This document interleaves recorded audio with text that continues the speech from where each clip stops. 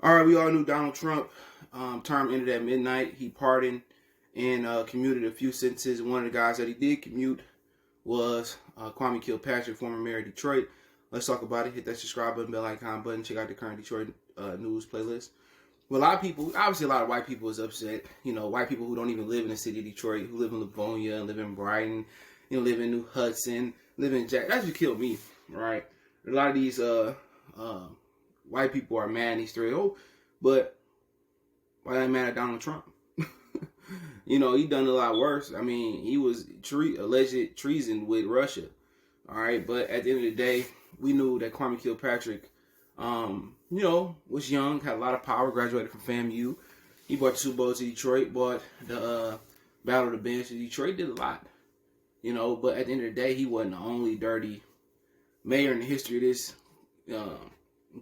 this city.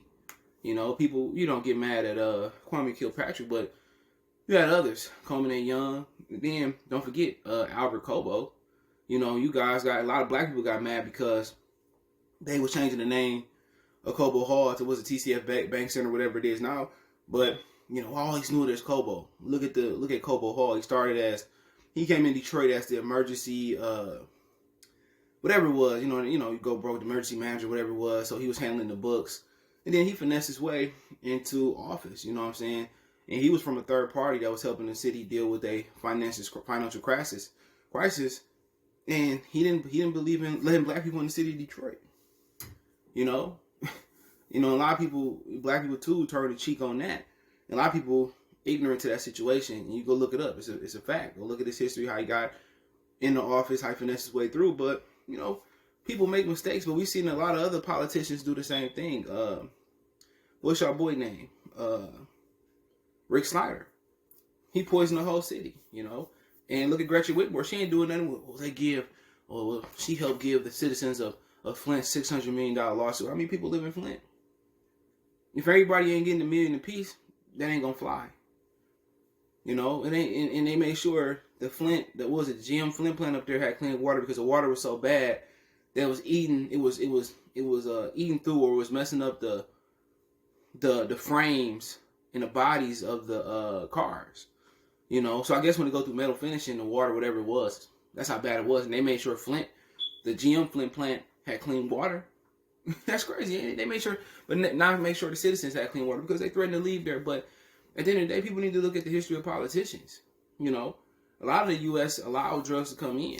You're talking about the war on drugs. A lot of times you've seen public figures throw, they was throwing guns and cars in the inner city to get black people to kill each other. So what Kwame did, it wasn't the worst thing ever done in politics. It's been a lot worse, but obviously when a black person crossed that line, or he tiptoed that line across it, then they want to throw the book at him. They want to throw 32 years at him. And I think it just the sentence didn't justify the crime.